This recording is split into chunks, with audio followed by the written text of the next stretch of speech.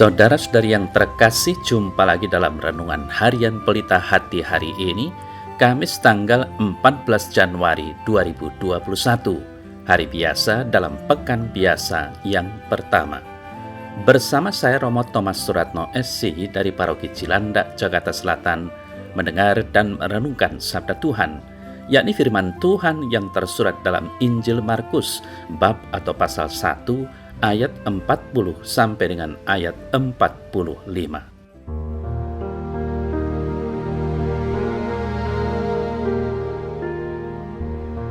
Sekali peristiwa, seorang yang sakit kusta datang kepada Yesus sambil berlutut di hadapan Yesus. Ia memohon bantuannya, katanya, "Kalau engkau mau, engkau dapat mentahirkan aku." Maka tergeraklah hati Yesus oleh belas kasihan. Lalu ia mengulurkan tangannya menjamah orang itu dan berkata kepadanya, "Aku mau, jadilah engkau tahir." Seketika itu juga lenyaplah penyakit kusta orang itu dan ia menjadi tahir. Segera Yesus menyuruh orang itu pergi dengan peringatan keras, "Ingatlah, janganlah engkau memberitahukan hal ini kepada siapapun, tetapi pergilah, perlihatkanlah dirimu kepada imam, dan persembahkanlah untuk pentahiranmu persembahan yang diperintahkan oleh Musa sebagai bukti bagi mereka." Tetapi orang itu pergi memberitakan peristiwa itu dan menyebarkannya kemana-mana, sehingga Yesus tidak dapat lagi terang-terangan masuk ke dalam kota. Yesus tinggal di luar kota di tempat-tempat yang sepi, namun orang terus juga datang kepadanya dari segala penjuru.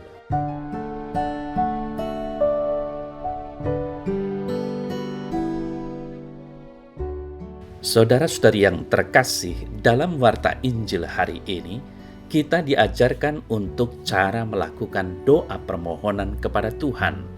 Seorang yang sakit kusta datang kepada Yesus dan sambil berlutut di hadapannya, ia memohon bantuannya, katanya, "Kalau engkau mau, engkau dapat mentahirkan aku."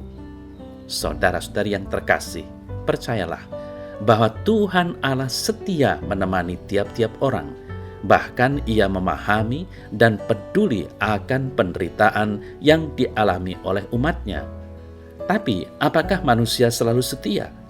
Atau apakah manusia terlalu sombong dan merasa Allah pasti membantu dengan mengabulkan setiap permohonannya?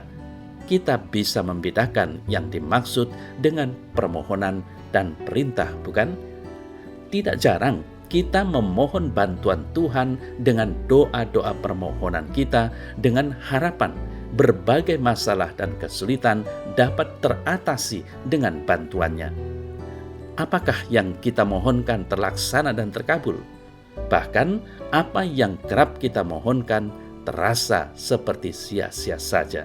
Saudara-saudari yang terkasih, menarik kalau kita renungkan apa yang dikisahkan dalam 1 Samuel 4 ayat 1 sampai dengan 11, di mana orang Israel kalah dalam pertempuran melawan orang Filistin. Bahkan dicatat kira-kira 4.000 orang Israel tewas di medan pertempuran itu.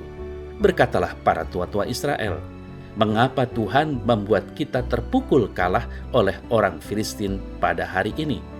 Orang Israel pun mengajak Tuhan Allah untuk berperang bersamanya dengan membawa tabut perjanjian Tuhan.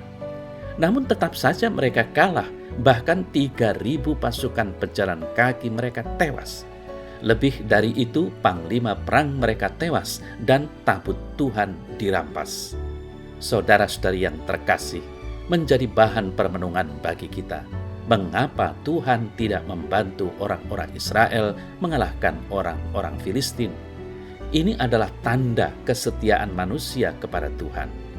Tabut Tuhan yang menjadi tanda persatuan bangsa Israel dengan Tuhan tidak lagi bermakna karena mereka hidup tidak sesuai dengan sabda Allah. Nah, saudara-saudara yang terkasih, orang sakit kusta yang disembuhkan oleh Yesus memberi contoh pada kita bagaimana cara memohon dan minta belas kasih Tuhan. Kesungguhan dan keteguhan hatinya serta keyakinan bahwa ia akan mendapat pertolongan dari Yesus membuatnya menjadi berani. Kita tahu, pada zaman Yesus orang kusta sangat dikucilkan. Ia mendapat kesempatan untuk bertemu dengan Yesus saat ia tengah menyendiri. Janganlah engkau memberitahukan apa-apa tentang hal ini kepada siapapun, tetapi pergilah, perlihatkanlah dirimu kepada imam. Ia tidak hanya sembuh dari penyakit kustanya, tetapi ia juga sembuh terhadap relasi sosial pada waktu itu. Ia diterima kembali sebagai anggota masyarakat. Saudara-saudari yang terkasih, kuasa Tuhan dapat melakukan apapun penderitaan dan masalah yang dialaminya, asalkan kita mau datang dengan rendah hati kepada Tuhan. Manusia hanya mampu memohon belas kasih Tuhan, bukan berharap Tuhan memberi apa yang Dia mau. Dengan kata lain, jika mengimani atas permohonan kita dan jika Tuhan mau, maka semuanya akan terjadi.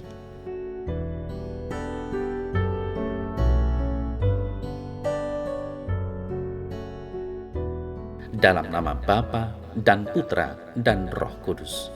Amin. Ya Allah Bapa di sorga, kuasa-Mu dalam diri Yesus Putra-Mu sungguh nyata, di mana Engkau selalu memperhatikan apa yang dibutuhkan manusia.